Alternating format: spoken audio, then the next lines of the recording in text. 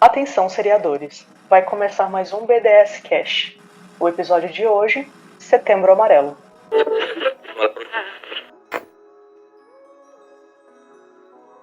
Olá, meus seriadores maravilhosos, lindos, cheirosos. Está começando mais um BDS Cast. Aqui quem fala é a Evelise.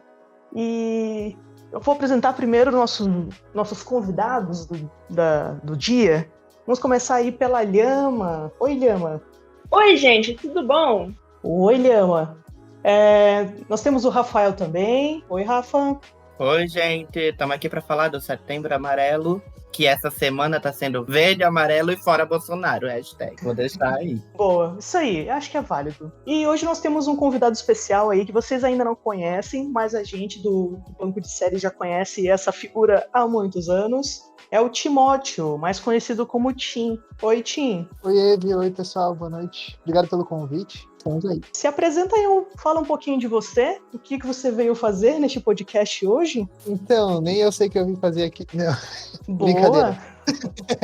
Brincadeira. Mas da gente também não, então tá tudo na mesma. É isso aí. Por isso que eu aceitei o convite, né? Perfeito. Então, o Timóteo, eu tô no 5º ano da faculdade de psicologia e a Eve me convidou pra gente falar um pouquinho mais aí sobre as questões do Setembro Amarelo e também um pouco sobre a importância da psicologia e da terapia. Então, estamos aí para tentar não atrapalhar. Isso aí. Na verdade, eu esqueci de comentar com o Timóteo, mas eu, a Lhama e o Rafael vamos fazer uma consulta com ele agora. E você está pronto para isso, Timóteo? Ok, vamos começar. Ele não sabia que, na verdade, é uma terapia em grupo ao vivo. Depois eu mando a conta. Eita. Tudo bem, pode mandar que a gente manda para Alex, @Alex. Coitado, pobrezinho, vai ouvir meus problemas tudo. Meu pai. Coitado. E é isso aí. Gente, como o Rafael já falou, nós vamos comentar sobre o Setembro Amarelo. Eu sei que não é um tema, assim, muito leve pra gente conversar e tudo mais, mas a gente sabe da importância que é a gente falar sobre o Setembro Amarelo, sobre o suicídio, sobre outros transtornos mentais. E a gente vai comentar um pouco sobre isso aqui nesse episódio hoje, falar um pouco sobre algumas séries que falam sobre isso. Então, vai ser uma conversa interessante. Espero que vocês gostem aí do nosso episódio de hoje. Talvez seja uma conversa um pouco pessoal, porque talvez a gente fale de nós mesmos na terceira pessoa, talvez, mas é isso aí. Mas quando que não se fala de nós mesmos na terceira pessoa? Esse é o normal da vida, não é? Esse é o normal da vida. É verdade. Tô rindo em português. Meu Deus do céu. Depois desse surto coletivo, primeiro eu queria trazer alguns dados sobre o Setembro Amarelo. Desde 2003, o dia 10 de setembro é considerado o Dia Mundial de Prevenção ao Suicídio. Essa data foi criada pela Associação Internacional para a Prevenção do Suicídio e pela Organização Mundial da Saúde, para chamar a atenção dos governos e da sociedade civil sobre a importância do assunto. Aqui no Brasil, desde 2014, a Associação Brasileira de Psiquiatria, em parceria com o Conselho Federal de Medicina, organiza nacionalmente o Setembro Amarelo. Mas é óbvio que essa campanha acontece durante o ano todo e é legal a gente ter esse mês para divulgar seriamente sobre essa questão dos transtornos mentais, do suicídio. Mas é claro que nunca é hora, a hora é agora para procurar ajuda. E é isso, eu tô já me alongando, já entrando em outra parte do episódio, mas é isso aí. É porque não é só um mês pra gente falar durante os 12 meses do ano, a gente tira um mês pra evidenciar, na verdade, né? Assim como tem o mês rosa, o mês azul de novembro, sobre os cânceres de cada um. Exatamente. É um mês pra evidenciar, mas a gente tem que procurar ajuda todos em qualquer momento que sentir necessidade. Exatamente. E só para não passar em branco também, Tim, eu vou lhe parabenizar bem atrasado, porque dia 27 de agosto foi o dia do psicólogo. Então também nós temos... Parabéns. Oh, que bonitinho. Mas Obrigado. Tudo bem, é um meio parabéns, né? É meio porque parabéns. Já tá valendo. 4/5, vamos dizer assim. Já tá ótimo, é quase uma palma inteira. É verdade. Então é isso aí. Então vamos conversar um pouco sobre o que as séries podem trazer pra gente sobre essas, né, sobre os transtornos mentais e tudo mais. A primeira pergunta que eu quero fazer pro Timóteo é o seguinte, os especialistas no geral, eles falam que não é proibido falar sobre suicídio, sobre os transtornos mentais, mas não pode falar da forma errada. Qual seria a forma errada de falar sobre isso? Então, Evi, eu acho que todo mundo concorda a importância da gente falar sobre o suicídio, né? Eu acho que até demorou para ser falado, né? A gente tinha uma política de não se comentar sobre o assunto até alguns anos atrás e então se mudou essa perspectiva e se viu que era importante se comentar, porque as pessoas acabam sofrendo em silêncio e não é um sofrimento de curto prazo, né? É de longo prazo, né? A pessoa demora muito tempo até realmente cometer o suicídio. Então, ela dá vários sinais durante a vida ali daquele período que ela está passando por um momento de sofrimento, com pensamentos que podem levar ela ao suicídio. Então, é importante a gente sempre trazer esse assunto à tona de algumas maneiras, por isso também o Setembro Amarelo, uma forma de se ter campanhas e ter um momento de lembrar, mas como vocês mesmos muito bem falaram, não é algo que deve ser esquecido durante o resto do ano, mas ser relembrado, né? Mas é importante que a gente tenha a maneira correta, né? E qual seria a maneira incorreta? A gente, às vezes, querer demonstrar de uma forma muito visível e querer espantar às vezes, as pessoas daquela imagem de sofrimento, em vez de, né? Às vezes, em vez aquilo que... Acho que dá para pegar um pouquinho o exemplo das campanhas contra o uso de tabaco, né? Como é que é uma forma que eles usam? Eles botam aquelas imagens atrás da carteira de cigarro, né? De consequências do tabagismo. Às vezes, é bem pelo horror, né? É pelo horror. Se a gente tenta fazer algo parecido para o suicídio, eu acho que é propenso o resultado errado, né? A forma que a gente não deve fazer é querer mostrar a consequência ruim de uma forma escarada, como se faz, né? Porque às vezes se mostra elementos de que esses são os sinais e como uma fórmula mágica, e não é assim, né? Eu acho que é muito mais complexo se falar sobre isso e trabalhar isso do que achar uma fórmula mágica ou até uma demonstração visual do que é o suicídio, porque pode levar pessoas a tentarem fazer, né? Pode estar incentivando, dar uma propaganda errada, né? Acaba sendo um agravante, né? Isso. Que daí inclusive aumenta o sofrimento da pessoa que está passando por isso, né? Exato. Eu acho que é impossível a gente não conversar sobre esse ponto e não lembrar de qual série? 30 Reasons Why. Foi uma grande polêmica com essa questão.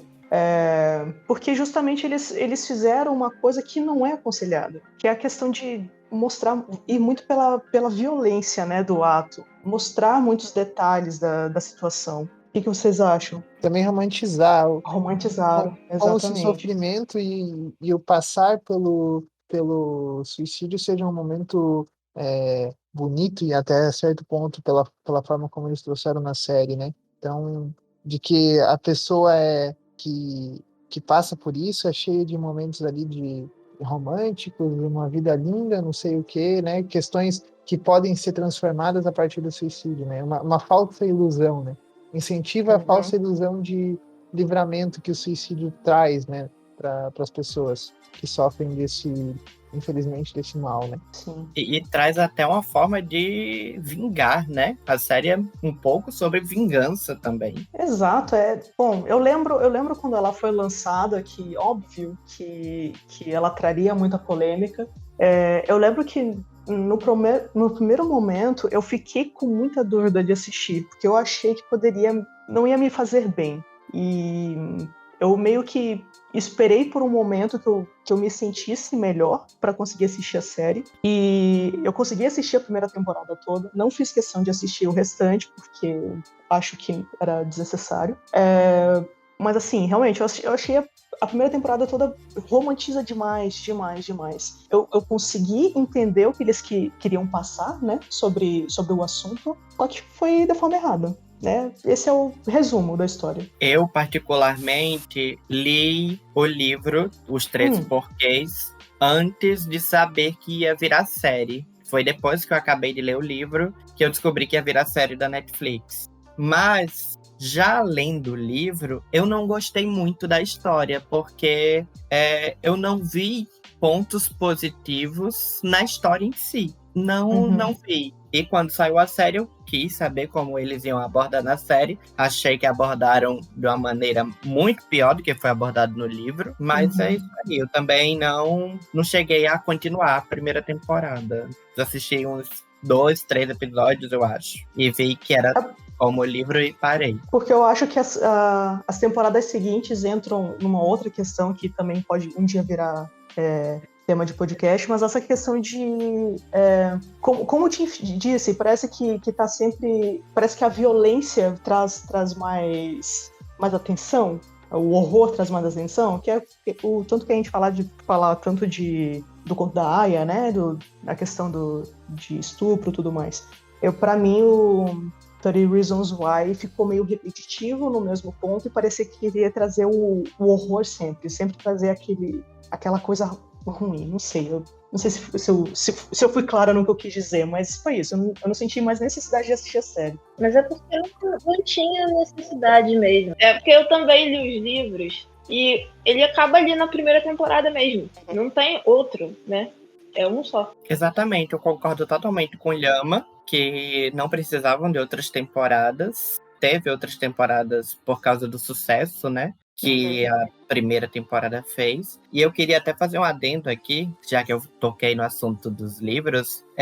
Eu li outros livros que também abordam esse mesmo assunto, depressão, suicídio, transtornos mentais. E eu acho muito mais benéfico para se abordar esse assunto e se trazer um livro como O Perdão, Leonardo Peacock, que é do mesmo autor do filme O Lado Bom da Vida, que fala sobre bipolaridade. Então, nesse livro, ele também aborda o tema suicídio, como o 13 Reasons Why, mas de uma forma totalmente diferente e que eu acho que poderia ser abordado, sim, numa série sem problemas e de uma forma muito melhor. Fica aí a dica. Mais leve, né? Mais leve, exatamente. Eu acho que 13 Reasons Why veio numa esteira tanto de livro quanto de séries ali que traziam vários assuntos, às vezes polêmicos ou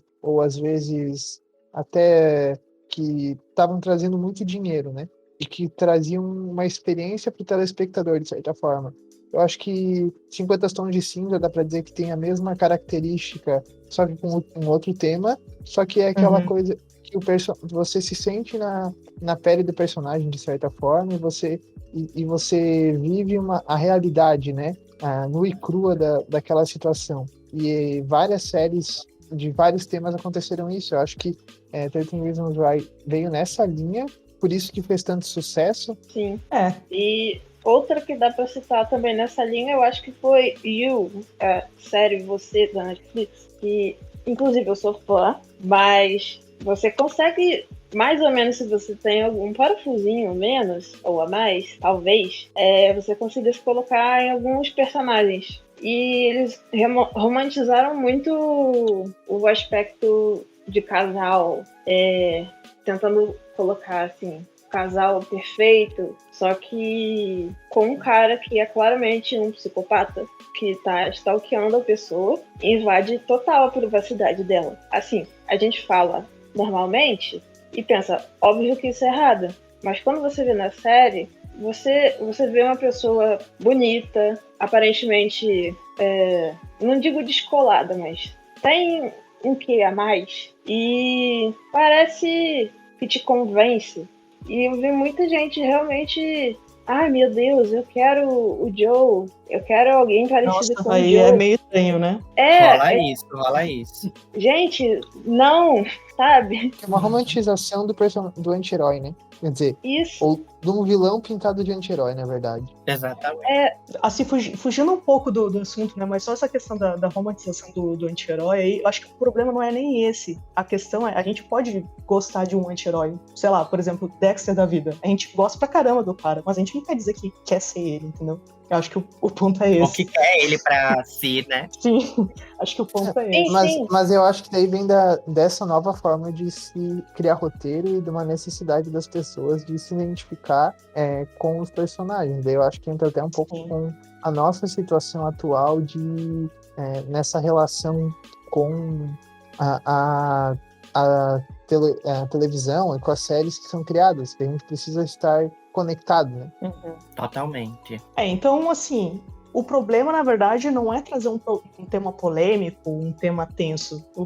A questão é saber como lidar com esse tema. É roteiro. E a gente aqui, durante esse episódio, a gente vai mostrar várias séries que conseguiram lidar muito bem com vários temas pesados. Então, assim, o problema não foi o tema. O problema foi como ele foi roteirizado, né? Acho que isso é bem claro com a questão de 30 Reasons Why. Tanto 30 Reasons Why, os 3 porquês, quanto Insatiable também, né, da Netflix, que rendeu aí ainda 2 temporadas, eu não sei se foi renovada, vocês sabem? Não sei dizer. Eu nem sabia que tinha 2 temporadas. Que eu nem assisti. Meu Deus. Cheguei a ver o piloto de Insatiable, mas que também romantizam uma questão que a mina sofre bullying por ser acima do peso ideal para ela, e que fica totalmente, cara, esse é o modelo que você deve seguir. Perca peso, não importa como, nem o porquê, mas fique dentro de um padrão que a sociedade impôs. E isso é um desserviço com toda uma construção que nós, como sociedade, estamos tentando desfazer. Uma desconstrução, na verdade, né? Porque quantas novelas também já trataram o tema de bulimia, anorexia, isso é tratado pelas modelos também, famosas, e que vem uma série aí e diz, olha, isso tá certo. Oi? Como assim? Olha só, essa série, quando eu assisti o piloto dessa série, eu falei, nossa, essa série é desprezível, porque... Primeiro que eu vivia lutando contra o meu peso desde que eu era criança. Assim, eu sou uma pessoa gorda, mas eu também não estava confortável com o meu peso desde que eu me lembro, sabe? E agora que eu comecei a me aceitar com o peso que eu tenho. Inclusive, eu já passei por uma cirurgia bariátrica e eu emagreci. Mas eu engordei de novo, o que tá tudo bem, acontece. Mas aí você vê uma série dessas e pensa, que tipo de utilidade é essa, sabe? Isso entranha na cabeça das pessoas e fica colocando aquele como é que é a palavra? Fica mexendo lá dentro. E, assim, as pessoas de quando eu era criança, você sofria bullying só porque você tinha uns quilinhos a mais, tipo 5. Imagina agora, quando você sai de casa e você não tem uma Lisa da vida pra te falar. Eu não tô falando coisa com coisa, né? Tudo bem. Acho que pode cortar uma parte. Não, tudo bem. Eu tenho dificuldade em me expressar, assim. Oi? Deixa eu fazer uma pergunta, pessoal. Essa questão do peso, você discute também na terapia? Às vezes. Eu já comecei a discutir, mas... enfim, eu tenho outros problemas mais pesados para discutir, sem trocadilhos. Assim, mais urgentes, no caso. Sim. Então eu acabo sempre deixando de lado. E a grande questão aqui, eu acho que a gente precisa desassociar a pessoa gorda de doença. Porque muitas pessoas magras, inclusive eu tenho uma tia que é magra, muito magra, e ela lida com problema de colesterol muito alto. Então, a gente tem que desassociar o fator saúde do fator pessoa gorda ou pessoa magra. A pessoa tem que cuidar da sua própria saúde independente disso. Exatamente. Cuidar da saúde não é somente, né, pela forma do corpo, né? Às vezes a nossa reação...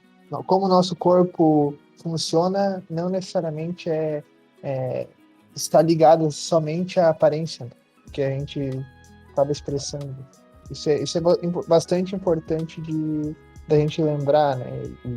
E tomar esse cuidado, né? Sim, Timóteo. E é óbvio que a gente sempre fica...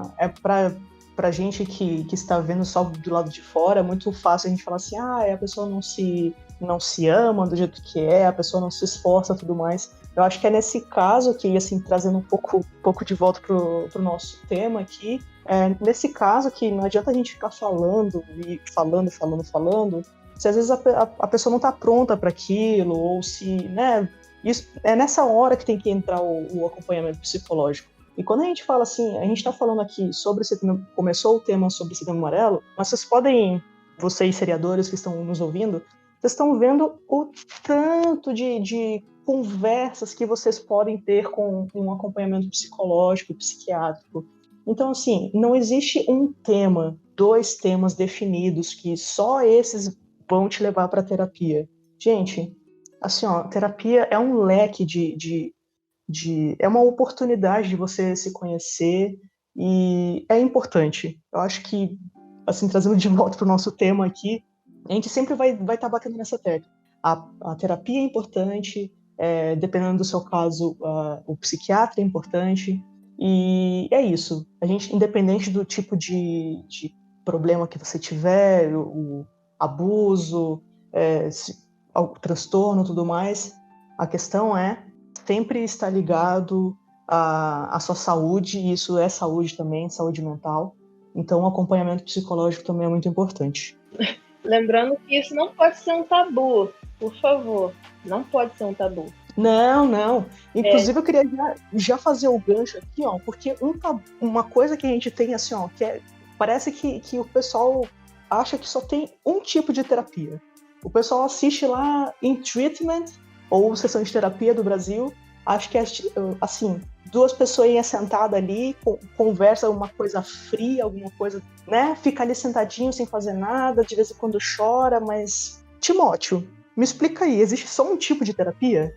Não, cara, de terapia existem muitas formas, né? Eu acho que, claro, a gente conhece muito, até a gente é muito apresentado pela visão americana de terapia, que basicamente ou é aquela terapia você diretamente só você e o psicólogo ali falando e às vezes com alguma atividade mais superficial, né, que é ou o que é o mais conhecido ainda, que é aquela visão do analista, né, do psicanalista, né, da pessoa deitada no divã e divagando sobre a vida e o psicanalista só anotando ali e fazendo comentários. São os mais conhecidos. Ou só desenhando, né? Quando é uma comédia. Isso, exato. Mas... Nossa, psicanálise seria um tipo de terapia que nunca daria certo comigo. Porque eu preciso do diálogo. Eu acredito que no diálogo eu construo mais do que só... Mas super respeito a psicanálise, né? Funciona para alguns. E daí entra isso que o Rafael falou. As terapias e os tipos dentro para cada pessoa vai funcionar de um jeito, né? Todas elas vão ter resultado, mas para cada pessoa vai ter de um jeito. Às vezes vão ter algumas que são mais focadas em alguns aspectos aparentes, outras que são mais profundas, algumas vão usar elementos, vão usar figuras, vão usar jogos, brincadeiras e outras coisas. Às vezes com crianças, os psicólogos trabalham com brinquedos realmente, né? Como a criança vai se comportar brincando, jogando um jogo, por exemplo, jogo da vida. Quando eu era pequeno, eu ia na terapia e eu jogava jogo da vida com a psicóloga, e durante o jogo da vida ela ia perguntando coisas. Você pensa em ter, né? Quando chega lá no jogo da vida e tem daí começa a ter filhos, né? Daí ela pergunta sobre, como é que é a tua família? Daí tu explica, né? São formas de interação. Outras formas de intervenção que podem acontecer ou terapia familiar, que pode acontecer também, que é geralmente para casal, né, ou até para a família toda, ou em grupos, por exemplo, geralmente trabalhos em grupo acontecem em trabalhos do governo, né, se a gente for pensar no CAPS ou outras instituições assim, trabalham muito com programas coletivos, né, então vai ter lá uma sessão, então vai trabalhar com pessoas com doença mental. Daí vai lá, trabalha, às vezes com familiares de doença mental. Você não tem como tratar todas as mães e pais que têm filhos que fazem acompanhamento no estado, né, no SUS, de doença mental. Então você faz um grupo terapêutico. Então todos vão lá e conversam sobre as experiências. Cada um fala a sua experiência, compartilha, e daí junto as pessoas vão construindo, né? Essas, assim, são as principais, assim, se a gente for falar do Brasil, são essas, assim, principais formas de terapia. Mas tem milhões de formas, né? Às vezes, para cada pessoa tem que se encontrar a melhor forma de fazer. Então, basicamente, vai depender do tipo da pessoa, vai depender da idade. Por quanto tempo que a pessoa pode fazer terapia? Depende, pode ser 6 meses até a vida toda. Se achar importante continuar, e o Sim. psicólogo também, porque na minha visão é algo importante que a gente precisa em diferentes fases da vida, né? É igual um Sim. acompanhamento médico, né? Às vezes a gente vai estar melhor, às vezes a gente vai estar pior. Então, é uma variedade. Achei interessante que você trouxe o seu caso, né, de quando fazia terapia quando criança. E a gente às vezes fica pensando que terapia é coisa de adulto, né? Mas não, a gente pode ter alguns tipos de problemas, né? Vamos colocar entre aspas aqui, porque, né, não é problema, são coisas que acontecem durante a vida, que podem afetar a gente quando criança, quando adolescente. E eu tenho um dado aqui da Organização Pan-Americana da Saúde, falando que a depressão é uma das principais causas de doença e incapacidade entre adolescentes mundialmente. E o suicídio é a terceira principal causa de morte entre adolescentes de 15 a 19 anos. Então imagina a importância que é começar um acompanhamento psicológico desde cedo, né? Pré-adolescência, adolescência. Com certeza, né? Quanto mais cedo a gente consegue intervir, antes consegue, às vezes, ajudar, né?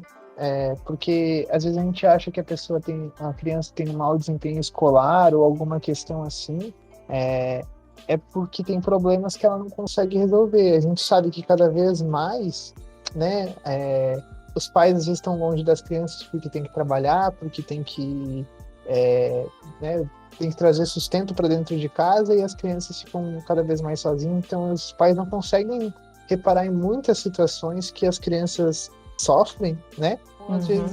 Às vezes esse acompanhamento, até no Brasil agora tem uma lei que tá sendo implementada, que todas as escolas precisam ter psicólogos educacionais, né? Todas as escolas precisam ter algum tipo de trabalho com um psicólogo. Não diretamente que vai fazer terapia para cada criança dentro da instituição, mas dentro ter ali para fazer alguns trabalhos, às vezes, ou identificar alguns casos e poder encaminhar, né? A escola é um ótimo lugar para identificar, né? Porque, assim, querendo ou não, as crianças têm uma certa rotina na escola e você consegue identificar quando tem algum problema familiar, algo do tipo. Isso. E para trabalhar, né? Foi bem assim que me acharam. Foi? Foi. mas olha aí. Eu faço terapia tem um tempão. E eu fui diagnosticada durante a adolescência e fiz terapia pelo SUS, até a maioridade. Terapia de grupo, essa que o Tim mencionou. Então, realmente mostrando aí a importância do nosso sistema único de saúde, né, que dá um auxílio quando a gente não tem outras opções. Tem o CAPS, e daí tem as terapias em grupo ou individuais. Eu acho que uma coisa que a gente teria que, só antes de cortar, já que a Mari falou, né, eu acho importante a gente lembrar que o SUS, né, é uma instituição que ela no mundo inteiro se olha para o SUS como exemplo, e não só o SUS, também como o SUAS, que daí é o de assistência social, né, são os dois sistemas que a gente tem no Brasil e que são, além de eles estarem muito ligados em diferentes áreas para atendimento das pessoas, de qualquer pessoa da população brasileira, quando eles estão bem administrados e bem geridos, eles são ótimos focos de tratamento, né, das pessoas que não conseguem ter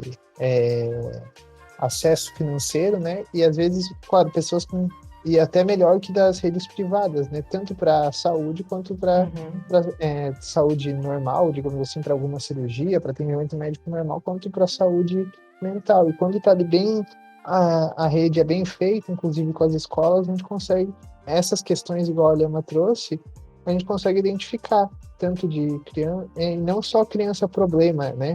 Isso que é uma coisa que, às vezes, a gente toma cuidado de, porque uma criança que faz bullying ou que sofre bullying, ela sendo o problema, mas o problema é às vezes é todo aquele ambiente que não só que a escola tem, que provoca essas questões nessas crianças, né? E também o ambiente em volta, né? Das famílias, a região onde está aquela escola. Então, quando a gente consegue aproximar os sistemas, todos esses sistemas, a gente consegue trabalhar de forma mais coletiva, né? Nessa visão, até porque uma criança com problema, que está sinalizando algum tipo de problema, né, ali que precisa de auxílio psicológico, pode significar uma família com algum tipo de problema mental nesse sentido. Exato, né? O problema é muito maior, né? É mais complexo, né? Eu estava procurando aqui, mas não encontrei. Além dos exemplos que a Evelise já citou, né? Em treatment, sessão de terapia, que provém da mesma série mãe, né? Que é uma série de Israel, na verdade. Israel.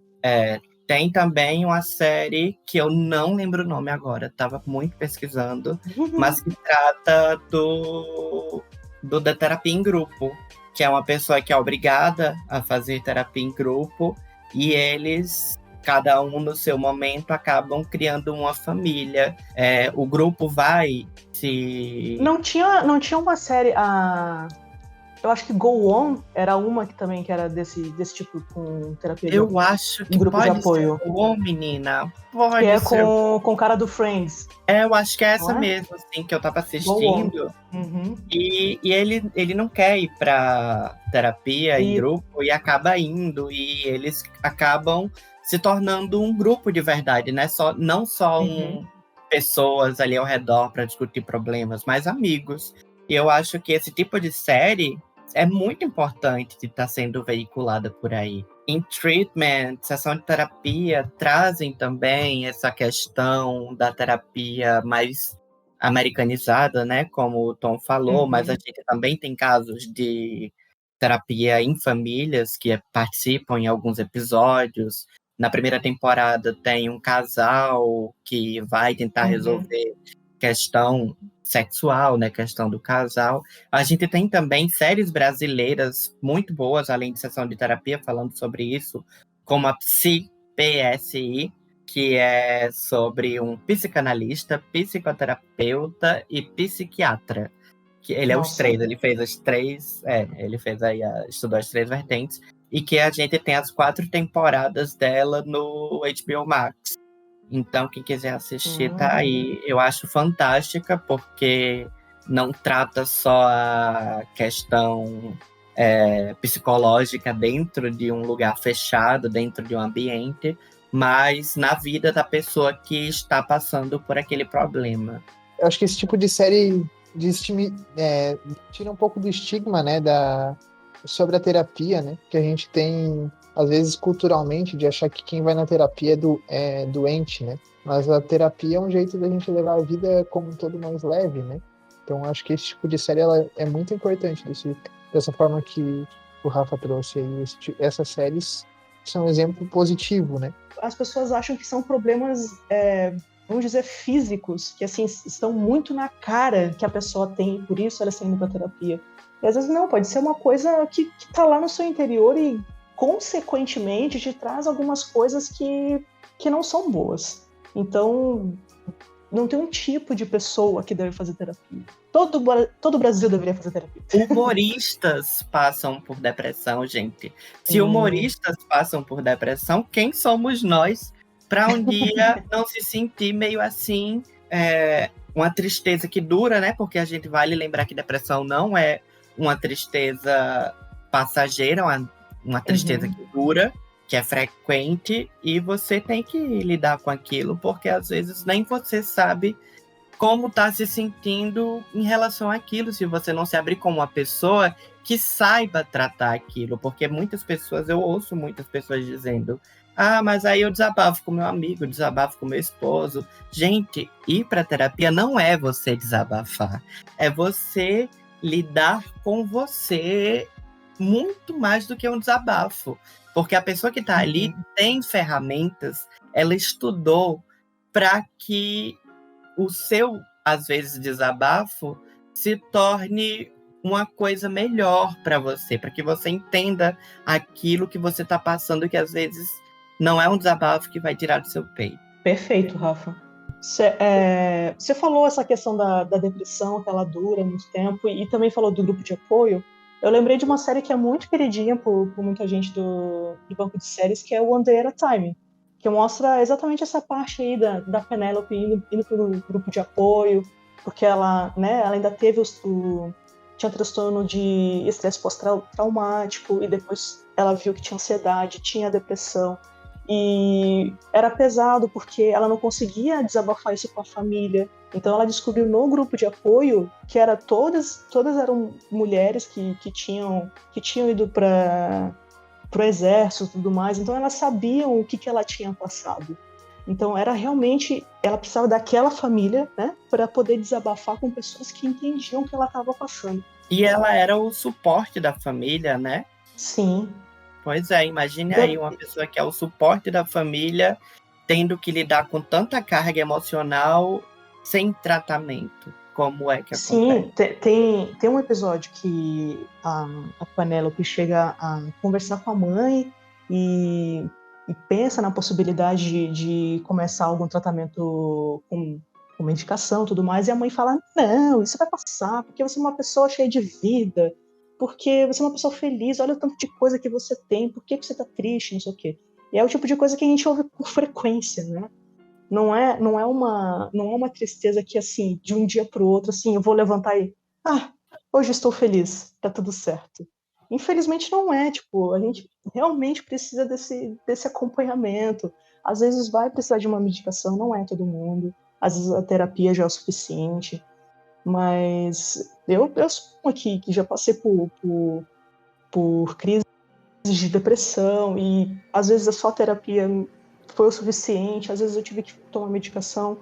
E assim, às vezes é importante a gente ter esse apoio da família também, né? Ver que não é uma frescura, que não é algo que vai passar rápido. É uma coisa que realmente já está ali dentro da gente há muito tempo. Que não é uma fase. Sim, Exato. sim. Lembrando que tomar remédio não quer dizer que você é louco, né? Então, a maioria dos remédios. Não. A maioria dos remédios que a gente toma quando é receitado por psiquiatra é porque o nosso corpo não está dando conta de produzir algum tipo de hormônio, alguma coisa ali, e a gente precisa de um reforço por um período de tempo, né? E depois normaliza. Enquanto isso, a gente usa outros mecanismos para melhorar, como qualquer outro tipo de remédio que a gente toma, né? Sabe o que é?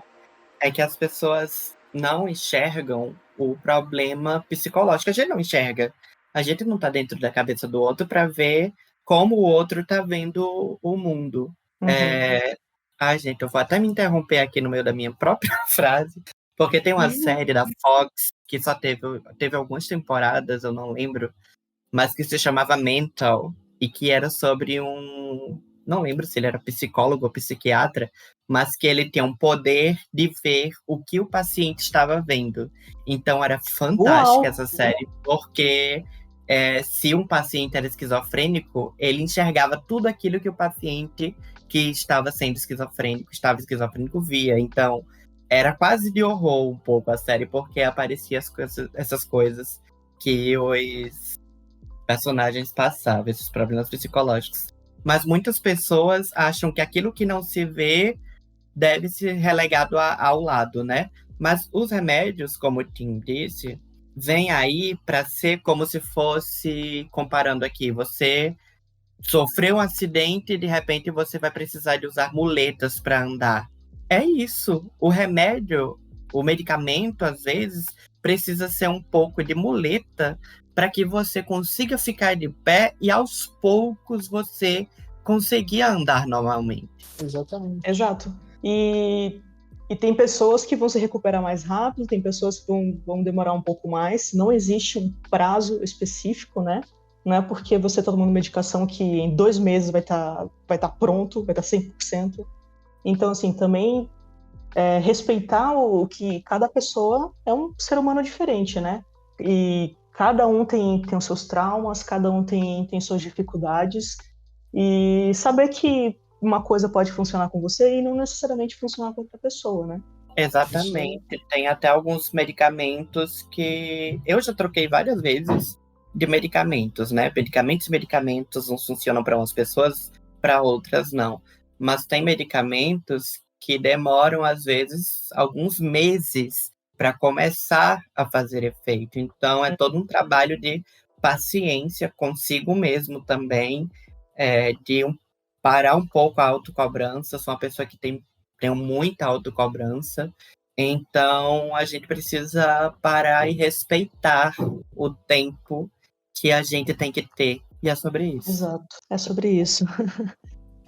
Tim, trazer um assunto meio polêmico, que inclusive aqui é exatamente o que a gente está fazendo. A gente tem esse contato com rede social, a gente está aqui no stream e tudo mais. Você acha que a gente, tendo esse excesso de redes sociais e aparentemente o mundo todo aos nossos pés e tudo mais, pode agravar algum transtorno mental? Tipo, a gente pode achar que tá tudo bem, só reclamar no Twitter é o suficiente? Eu acho que com certeza, porque primeiro a gente cria as nossas bolhas e nosso mundo particular, né, dentro da rede social e dentro da internet. Então a gente vai se relacionar com pessoas que pensam como a gente e tudo isso, e isso vai reforçando tanto para questões positivas quanto negativas, né? E questões de saúde mental entra nisso, né? Se a gente, porque o algoritmo da internet, querendo ou não, ele vai nos alimentando com aquilo que a gente pesquisa. Então, se a gente tem algum problema, vamos dizer assim, uma pessoa que está se sentindo meio triste, então ela começa a procurar coisas relacionadas a essa tristeza. Então ela vai procurar pessoas que também estão se sentindo assim, que começam a falar sobre o sentimento de que não quer mais viver, né? E vai intensificando essas conversas, até que isso vai alimentando ela, porque ela vai encontrando mais pessoas que pensam igual ela, né? Então ela vai se alimentando disso e consumindo só isso. E eu acho que e se fechando no mundo, porque ela encontra pessoas que, entre aspas, entendem ela, porque ela se identifica com aquelas pessoas, enquanto que às vezes a família dela, os amigos de perto dela não entendem ela, né? E ela vai sendo sufocada e sendo alimentada cada dia e cada vez mais com aquilo. E dentro da internet a gente tem de tudo, né? Então é fácil encontrar coisas bem ruins que podem piorar a nossa situação de diversas formas. Também questões que a gente pode olhar e começar no outro lado, né, de achar que a gente não tá mal, então, porque tem pessoas igual a nós, e começar a se sentir que o resto do mundo é errado e a gente tá certo, ter pensamentos, né, daquele jeito, ou não se sentir bem com as situações do mundo, né? Então, a gente não procura tratamento porque a gente se acha normal. Então, acho que esse é o grande perigo da rede social nessas questões de saúde mental, né, porque a gente acaba sendo incentivado a permanecer no comportamento negativo. Uhum. Eu trouxe isso porque eu lembrei de um episódio de I May Destroy You, que, bom, quem não assistiu essa série, ela é um pouco pesada, porque ela traz o assunto de estupro e tudo mais, então pode ser um pouco sensível para algumas pessoas. E a Arabella, ela usa muito as redes sociais para, tipo, extravasar por esse trauma que ela passou. Ela não fala de forma aberta, mas ela usa muito as redes sociais, ela tá ali o tempo todo. E quando finalmente alguém vai lá, fala para ela ir para terapia e tudo mais, a psicóloga fala que, assim, ó, você precisa urgente largar as redes sociais. Urgente. E a partir do momento que ela larga, ela começa a achar outros hobbies, ela começa a achar outras maneiras de tentar lidar com o trauma e tudo mais. E é outra vida. Parece que você tem mais espaço para você mesmo, porque é como você diz, parece que a gente vai entrando no mundo e você tem que se encaixar naquele mundo e parece que é só aquilo. É muito complexo, né? É óbvio que, assim, a gente sabe que é bem difícil a gente, assim, chegar hoje, pá, vou desconectar de tudo, vou deslogar de tudo, é isso, tudo bem. Mas a gente tem que saber o perigo, né, de realmente deixar o mundo da internet acabar fazendo o nosso caminho, né? Tipo, é mais ou menos isso. Isso, sem contar que várias pesquisas mostram o perigo do botão de like, né? Que como o like, né? O botão de curtir fez A mal. super polêmica do Instagram, né? Quando eles tiraram Isso. o botão do like, o pessoal ficou, ai meu Deus, não, como que eu vou ficar sem meus likes? Mas, Porque você fica se retroalimentando daquilo. Então se você e daí às vezes você nem procura, né? Seja da matéria que for que você vai postar, daí quando você começa a ganhar like, começa a ganhar fama, você vai querer postar mais e postar mais, seja de qual for o assunto. Só que daí tem toda a métrica do pegando o Instagram que tu tem que postar stories, postar reels, postar no feed, não sei o quê, para cada vez mais você estar sempre bem, porque até tem a cartilha lá de como se portar, né, para ganhar mais viewers e assim ganhar dinheiro e a pessoa vai ficando viciada nisso, que é um outro perigo, né? O vício na rede social, que também querendo ou não, acaba causando doença, né? Que vício é uma doença mental também. Então, você vai ficando viciado porque querendo ou não, isso afaga o teu próprio ego e tu vai vai se alimentando até que fica tu vive para aquilo, para alimentar o algoritmo, né? E a uhum, necessidade do like e isso é o grande perigo, assim, que é da vida digamos assim, de ser famoso na rede, né? E às vezes nem uhum. precisa ser famoso, mas quando você posta, até várias pessoas falam na rede entre amigos menores, assim, várias conversas que às vezes a gente escuta. Ah, eu postei um negócio lá, tu não me deu like. Ah, tem que ir lá, vai lá curtir minha foto, né? Uma Uhum. necessidade que as pessoas próximas a você te curtam e gostam de você na rede. E às vezes não necessariamente fora da rede você nem se relaciona com a pessoa, né? Que é o que seria mais importante. E Sim. falando sobre o que o Tim falou, que a gente acaba encontrando pessoas que às vezes passam pelo mesmo problema que a gente e que a gente acha que é tudo normal, então se ela passou, eu posso passar por isso também. Eu queria trazer um caso pessoal para falar sobre isso. Completei meus 29 anos agora, mas no meu último trabalho com pessoas jovens também, trabalhando, com muitas horas de trabalho, acabou que eu fui. Não chegou a ser um burnout, mas eu fui me deprimindo um pouco porque eram cargas horárias importantíssimas para o que eu estava fazendo, mas eram cargas horárias que o meu corpo não estava lidando com aquilo. E eu olhava para as outras pessoas da minha idade também, trabalhando o mesmo tanto de horas, trabalhando a mesma coisa, se esforçando.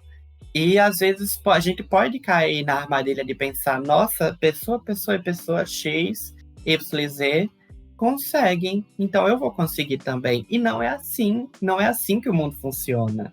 Somos Uhum. pessoas diferentes, nós lidamos com as situações de forma diferente. Sim, como a gente adora se comparar, né? Demais. Olha, isso eu entendo perfeitamente. E a gente vende uma imagem que é mentirosa, né? Daí é isso que a gente olha para o outro e acha que a gente pode ser igual ao outro, produzir igual ao outro.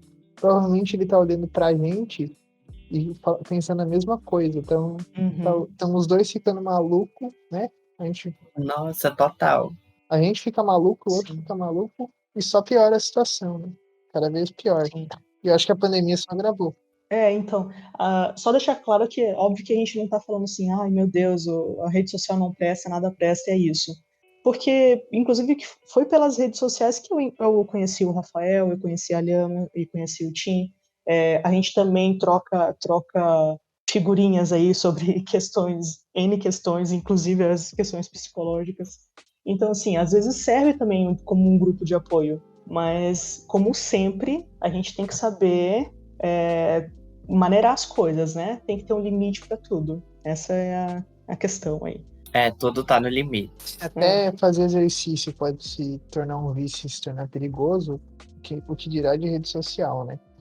Uhum, Exatamente. exato. Eu tinha a puxar sobre a questão da pandemia, né? Esse momento que a gente está passando. E também está relacionado com redes sociais, porque, assim, tem pessoas que até hoje ainda estão, de alguma forma, isoladas. Então, a forma que tem de se comunicar com o mundo são pelas redes sociais. Outras pessoas saem para trabalhar, como eu estou saindo para trabalhar por enquanto, no máximo, né? Óbvio que ninguém é de ferro, mas, querendo ou não, é uma situação complicada.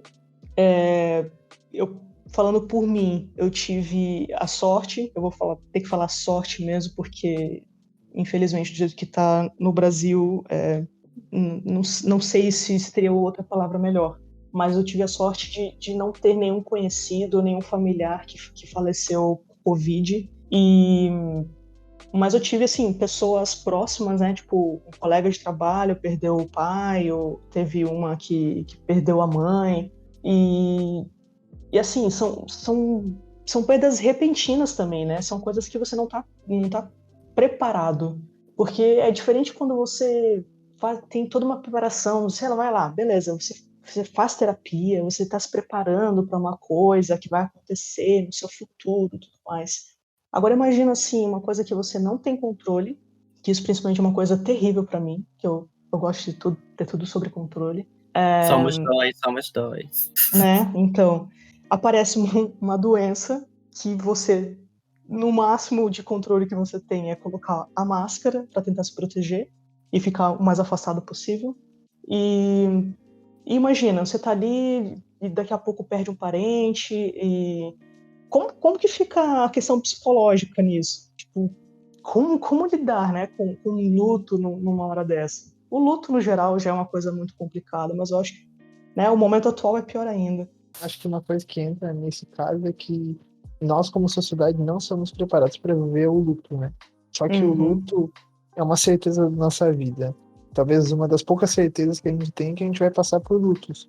Até na psicologia se fala que a cada momento que você decide por um caminho e não por outro, no que for, né? A cada decisão que a gente tem, a gente passa por momentos de luto, né? Quando a gente escolhe, eu vou sair do meu emprego para aceitar um outro emprego. Então, a gente sempre tem aquele sentimento dúbio de incerteza e às vezes de saudade das coisas do antigo emprego e enquanto só que a gente está passando por um momento novo, então a gente passa por um pequeno luto e a gente está sempre nossa vida está sempre nessa. Só que acho que a pandemia ela agravou inclusive isso, né?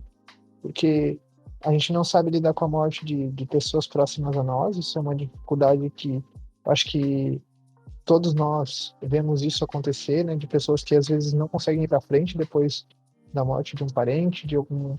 Só que a gente vem passando por um momento aí de 1 ano e meio de muitas mortes, né? Assim como eu também não tive nenhum parente que acabou falecendo, mas a gente está num ponto da pandemia que qualquer pessoa que a gente tem um mínimo de conhecimento sobre a pessoa, a gente sofre quando ela morre, porque a gente não tá conseguindo sair do luto, né? Porque eu acho que, eu não sei com vocês, mas pelo menos para mim, pelo menos durante a pandemia, foi um início de espanto, de não saber direito o que fazer, de não entender direito, me cuidar dentro, no meio disso tudo, um monte de mudança que mexe com a nossa cabeça, porque a gente muda a nossa rotina, isso afeta, querendo ou não, né? E depois um período muito grande de anestesia, que agora que tá passando assim uma anestesia de que eu mal sentia, tipo, a notícia vinha de pessoas morrendo e a gente não ligar assim, tipo, não se sentir tão impactado quanto deveria, né? Morria, sei lá, 10 aviões por dia, o equivalente a 10 quedas de avião por dia, a gente, beleza. É só mais um número ali no Jornal Nacional. Então, acho que isso também mostra um pouco sobre essa questão do luto, que o luto ele também pode se tornar algo anestesiador dentro de nós, assim, a gente fica anestesiado sobre a situação ao nosso redor, e aí que eu acho que talvez mostre que todos nós precisamos de terapia nesse momento, porque depois de tanto tempo a gente ainda está sofrendo e são várias formas diferentes das pessoas de demonstrar esse sofrimento, né? Algumas de negação, outras não conseguem andar para frente, outras em forma de apatia, sei lá.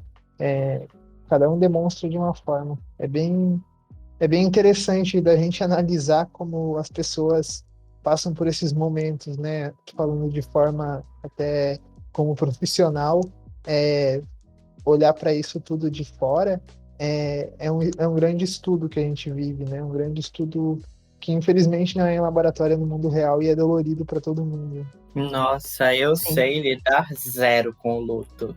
Eu sempre tive essa questão na minha vida. Eu nunca perdi ninguém próximo a mim. Perdi minha tataravó quando eu tinha 4 anos de idade e ela tinha 90 e tantos. Perdi o meu avô, que eu não era tão próximo a ele morava em outro estado. Mas eu sempre tive esse. Não sei nomear ainda, mas eu estou indo para psicóloga. Eu não sei nomear como que é isso, porque eu tenho muito medo de perder as pessoas que são próximas a mim. Muito medo. E veio a calhar, graças a Deus, que a minha psicóloga, todo o estudo dela durante a faculdade e agora pós-faculdade também, é sobre luto. Então, veio bem a calhar esse encontro. Melhor impossível. Sim. Para mim, a questão do luto, eu achei interessante o que o Tim falou, que a gente vive pequenos lutos a cada escolha. Eu achei bem interessante. Para mim, na pandemia, o que mais pesou foi a questão de ansiedade, pelo que realmente eu comentei sobre não ter controle das coisas. Então, se eu já tinha, né, alguns problemas com isso, com a pandemia, então ninguém tem controle. Então, Tudo se agrava, né? tudo se agrava, exatamente. Então, realmente foi agora. Estou no meu ápice da loucura. Não, mentira. E sim, isso é uma coisa que eu tô tentando lidar com a terapia também. Sobre a ansiedade, eu acho que, no caso, para mim, é mais por conta das notícias, né? Porque para onde você olha, tinha uma notícia nova sobre Covid. Isso vai te sufocando. Vai, tipo, mesmo que você quisesse se isolar das notícias, não tinha como, pelo menos no início, né? Porque estava em todo lugar. Você abria o celular, abrisse o Google para olhar qualquer coisa, tinha notícia nova. Qualquer rede social tinha notícia nova. Qualquer pessoa tinha notícia nova. Até por ser uma doença nova. Eu lembro que no começo eu buscava informação. Eu queria muito saber sobre tudo. Só que chegou um momento que realmente eu tava atacando minha ansiedade. Porque eu tava assim, meu Deus, é muita coisa. E daí eu me toquei, tipo, não, pera, volta. Vamos focar em outra coisa Eu também aqui. tava assim, mas eu comecei a ter crise de ansiedade real. Aí eu falei, cara, não dá mais. Eu parei de acompanhar. E nesses momentos parece que não existe outra notícia, né? Até É verdade. Até o jornal, os canais de TV usam bombardeio, e daí isso vai afetando, querendo ou não, o nosso psicológico, né? A gente vive só em cima daquilo. Acho que o primeiro mês da pandemia ali, os primeiros 3 meses, quase não existia outra notícia se tu assistisse um jornal, né? E isso também é ruim, porque você vai ficando preso dentro disso de tal forma, claro, a informação é importante, mas ela vai te alimentando só disso, né? E tu vai ficando, aquilo que eu falei antes, a gente vai ficando preso dentro dessa informação, a gente tá isolado dentro de casa, né? E vai gerando medo, vai gerando um monte de coisa que faz muito mal de diferentes formas, porque tem gente que começa a sentir os sintomas sem ter, tem pessoas que acabam vão começando a criar pânico e outras daí é o oposto, né? Vão querer negar totalmente. mas eu também até vejo em algumas pessoas nisso uma forma de defesa para evitar ficar presa nessa informação, porque isso mentalmente falando é muito desgastante, né? Agora estamos todos no momento de reflexão. E Gente, eu não, deixei, mas inclusive, de ver o jornal nesse ano por causa dessas notícias, mas algumas acabam chegando até nós, né? Como sim, foi o caso de uma das últimas notícias que o jornal agora parece que pega uma notícia e só desgruda quando um desastre maior acontece, né? E veio aí tá acontecendo, né? O Talibã tomando conta do Afeganistão, as pessoas querendo escapar de lá, e isso me sufocou quando eu tomei conhecimento, me sufocou de um jeito horrível, porque, queira ou não, a gente acaba gerando empatia, sentindo a empatia com pessoas que estão vivendo um regime totalitário, né? Um regime que está matando. E aqui no Brasil, muitas pessoas negam, inclusive o nosso presidente, mas teve sim a ditadura. Os fatos históricos estão aí para provar. E eu acho que se fosse para eu viver num período histórico onde a ditadura, onde o cerceamento de você ser quem você é fosse proibido, eu estaria muito pior. Então, eu imagino, nossa, se eu, no Brasil, que tá capengando, mas não tá tanto quanto o Afeganistão, se eu estou me sentindo assim, como será que essas pessoas que estão perdendo a casa, estão tendo que recomeçar a vida, como será que elas não estão se sentindo? E a gente para também para pensar que muitas outras guerras, muitas outras coisas polêmicas assim estão acontecendo ao redor do mundo e que a mídia não dá atenção e a gente acaba ficando sem saber também. Na África, muitas pessoas passam fome e a gente acaba se blindando, tendo que se blindar de certas notícias, porque como é que a gente faz? A gente, primeiro, é sempre bom lembrar isso, que primeiro a gente tem que se ajudar para a gente poder ajudar o outro. Então, no momento, eu estou tentando me ajudar na psicóloga, tentando ficar de pé para que eu possa estender a mão para alguém que esteja em outras dificuldades. isso é importante deixar bem claro que mesmo o que o Rafa falou, que né, tem muita coisa ruim acontecendo pelo mundo. A gente pode achar de vez em quando que tem gente pior do que eu. Por que que eu acho que eu estou ruim se tem gente passando por coisa pior?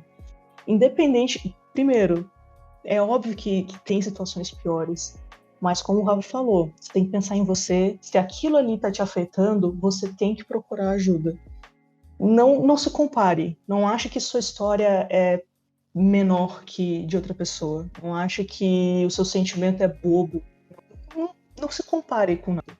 Se aquilo ali tá te incomodando, se aquilo ali te atrapalha de ser o seu eu melhor, vamos dizer assim, procura ajuda. Sim, inclusive em uma das terapias que eu participei, foi até na faculdade, eu me questionava, nossa, mas por que que eu tô passando por isso? Se nada de ruim tá acontecendo na minha vida, eu tenho uma casa, eu tenho, de certa forma, uma vida estável. E eu lembro muito, isso me marcou muito, quando a psicóloga olhou para mim e disse, não deslegitimize, não deslegitime a sua dor. Cada dor é uma dor. Não é porque a dor que você está sentindo é assim que a dor do outro vai ser mais pesada do que a sua. Não, cada um tá. O mundo tá cheio de dores, né? A gente tá vivendo, tentando lidar em meio às dores. Então, eu também penso isso, desde então, quando é difícil, mas quando a gente vai falar com pessoas que pensam diferente da gente, principalmente nas redes sociais, onde se gera muito a cultura do ódio, né? Pensar mas o que será que essa pessoa tá passando? Porque se eu tô passando por um momento ruim e difícil, essa pessoa também pode estar passando por um momento ruim e difícil. E mesmo que ela não pense isso de mim, que ela resolva me atacar, mesmo eu estando na minha e eu não querendo atacar e eu zelando pela, digamos assim, pela saúde mental dela, isso não vai me tornar uma pessoa menor ou mais aflita, porque é preciso pensar que a gente tá todo mundo sofrendo. Todo mundo sofrendo. A gente já nasce chorando. É aquela, né? Não é porque eu tô com uma dor de dente e o outro tá com uma perna quebrada que eu não vou no dentista, né? Eu vou no dentista Exato. e ele vai procurar ortopedista, né? Todo mundo vai procurar tratamento, porque qualquer dor é sinal de que o corpo tá doente, né? E a dor psicológica é da mesma forma. O que eu gosto, assim, né?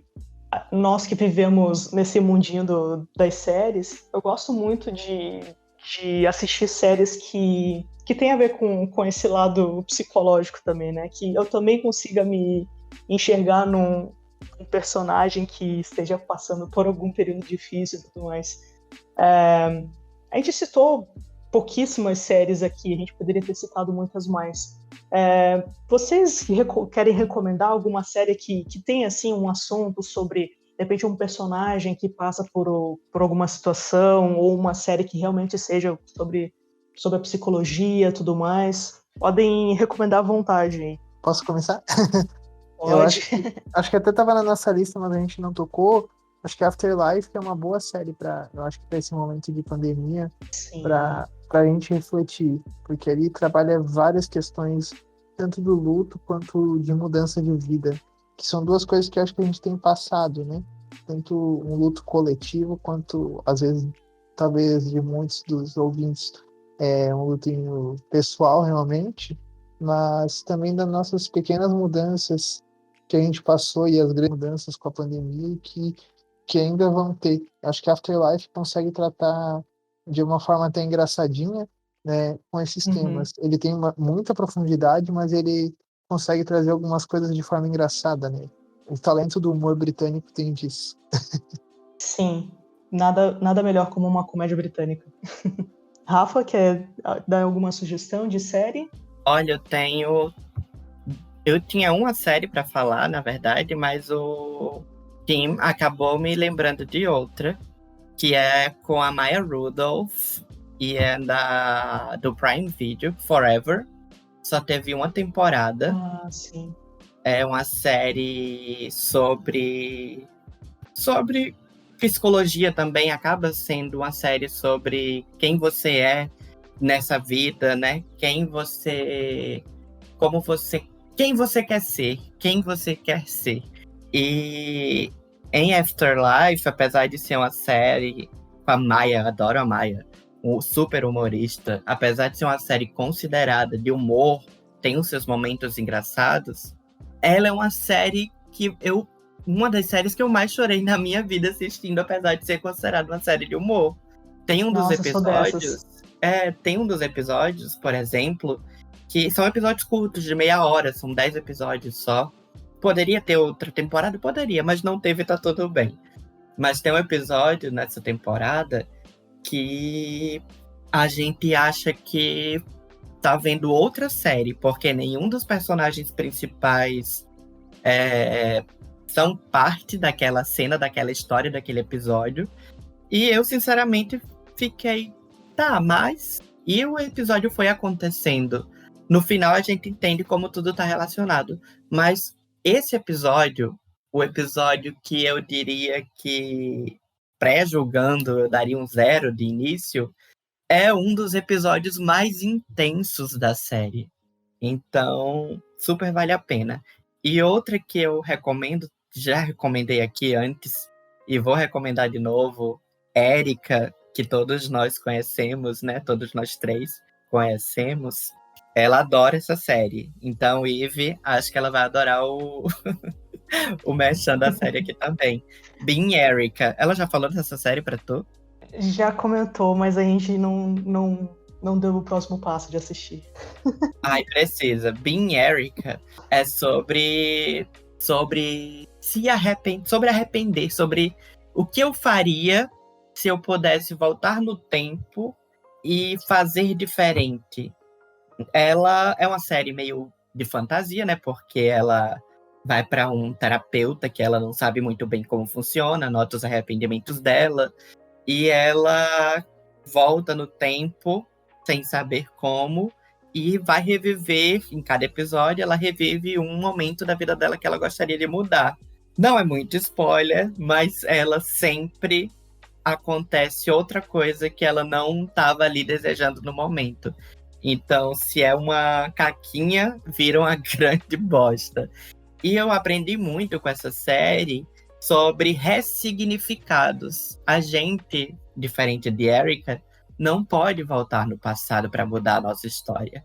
A nossa história está sendo escrita conforme a gente está vivendo e a gente não tem uma máquina que a gente volte e, olha, vou fazer diferente isso aqui que eu achei que podia ser melhor. Não.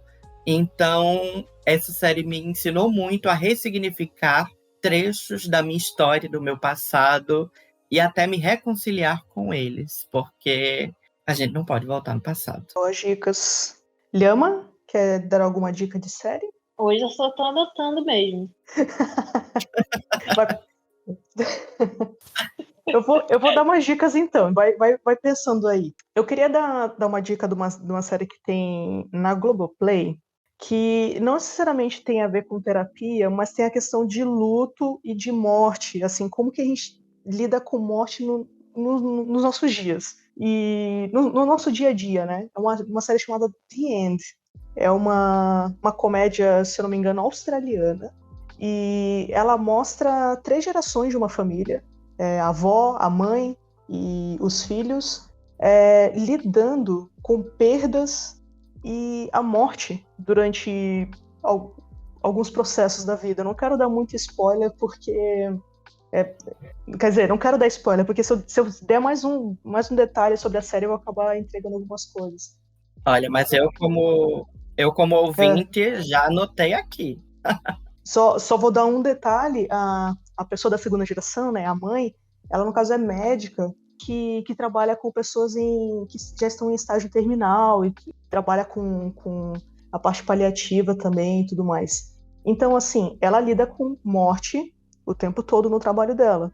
E fala sobre eutanásia também, que é um tema muito complexo de conversar, né? É um tema muito Delicado, muito né? tenso, né? Delicado. Então fala sobre isso na série também.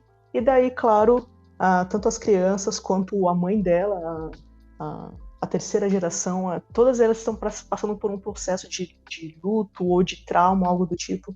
Eu recomendo demais essa série. Mas é um humor, é um humor australiano, que também é meio britânico e tudo mais.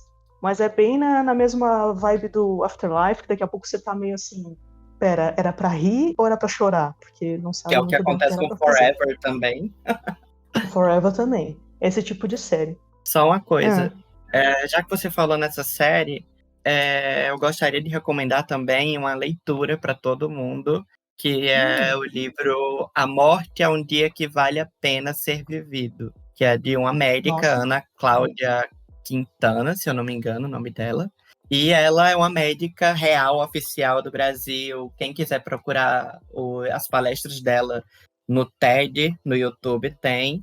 E ela é uma médica oncologista que cuida de pacientes em estados terminais.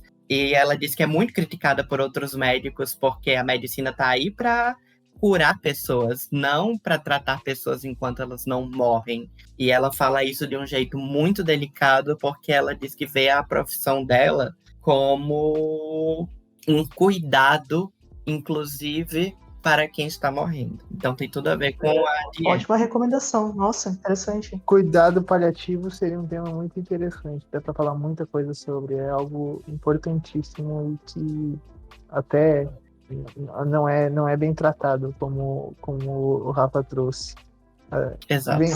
É uma cultura que vem mudando, mas É Esse essencial. episódio, no geral, nós trouxemos vários temas que não são muito bem, né, falados no dia a dia. A gente trouxe muita coisa aqui. Sim, sim. Ela até lançou outro livro depois desse, também falando sobre os cuidados paliativos, que eu acho muito Muito bom. interessante. É a médica Interessante. Ana Cláudia Quintana Aranha. Então, mais uma recomendação aí do senhor Rafael.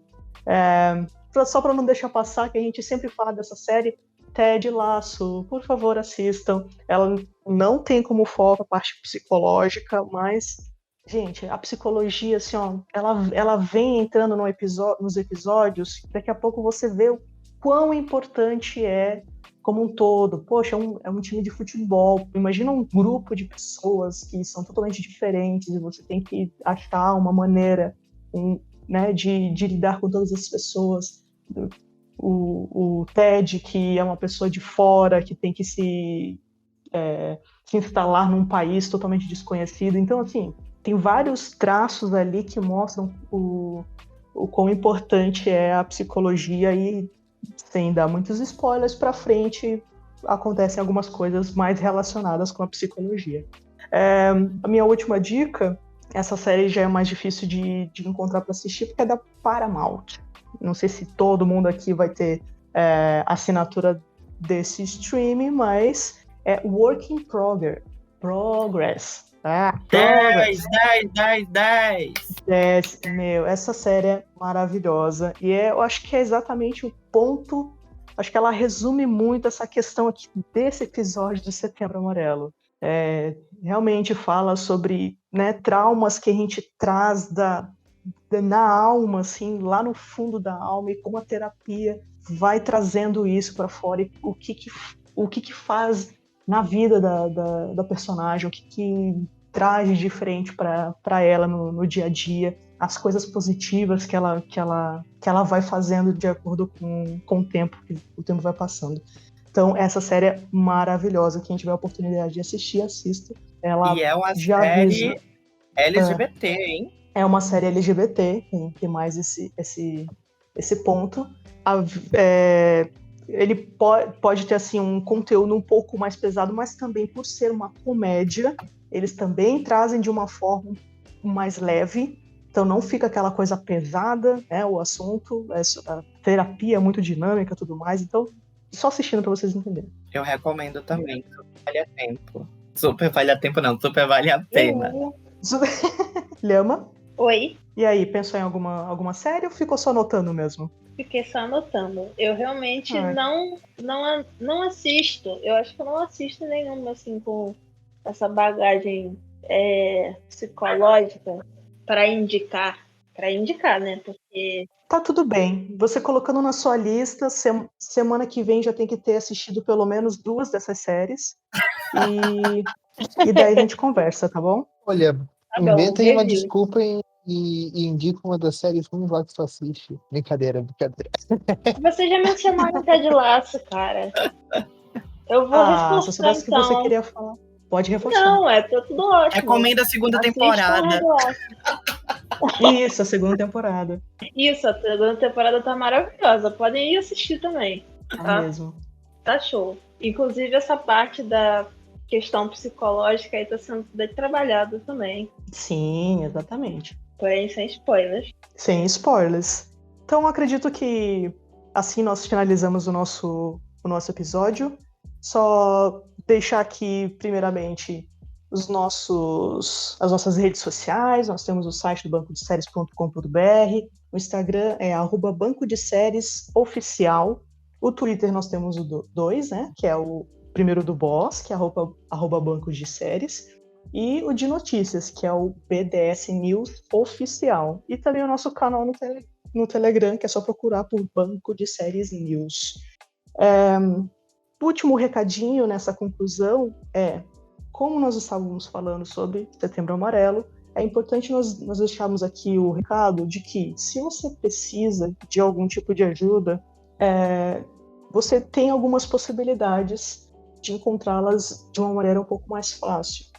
Como já foi comentado durante o episódio, o Tim comentou, nós temos no sistema nosso Sistema Único de Saúde, nós temos o CAPS, que pode dar um apoio psicológico, caso você necessite.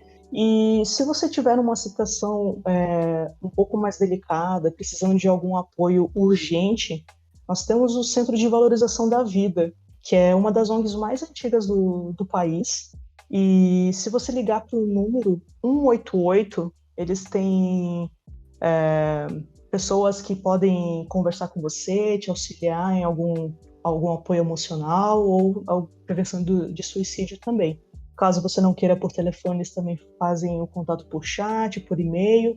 O site deles é www.cvv.org.br. E sem essa de achar que não tô louco, entre aspas, ao ponto de precisar de falar com o Centro de Valorização da Vida. Não deixa chegar nesse ponto. Eu, por exemplo, já liguei para o Centro de Valorização da Vida uma vez e é maravilhoso, porque eles são treinados para falar com pessoas que estão com os nossos problemas. E, gente, não esqueçam, vocês não precisam lidar com problemas sozinhos. Falem com familiares, falem com amigos. É importante também falar para essas pessoas, porque às vezes a gente não consegue dar o próximo passo sozinho. Então a gente precisa de uma ajuda próxima. Então, o primeiro passo é falar. Esse é o primeiro passo. Depois... um passo de cada vez. Exatamente. Ou, como seria um work in progress, um amendoim? Um amendoim de cada vez. De cada vez. Você quer entender? Fica aí um spoiler. Um amendoim de cada vez. É isso, minha gente. Mais algum recado? Não, é isso mesmo. Acho que Tim resumiu tudo agora. Grite, se precisar de ajuda. Se ninguém quiser escutar, grite. Antes gritar do que viver com a dor que você não precisa viver. É isso aí. Exatamente. Gente, muito obrigado aí pelo tempo de vocês, pra gente falar um pouco das nossas loucurinhas, abrir nosso coração e mostrar pro pessoal que tá ouvindo também que eles não estão sozinhos. A gente também, né, também precisa de terapia, também precisa de acompanhamento, e é isso, faz parte. É sobre isso. É sobre isso. E obrigado também ao Tim, né, por disponibilizar o tempo dele. Obrigado ao Tim. Depois a gente passa o Pix. Tá bom? Segue o Pix. Sempre que quiserem, estou à disposição. Valeu, Tim. Então tá, gente. Tchau, gente. Beijos. Tchau. Pessoal. Tchau.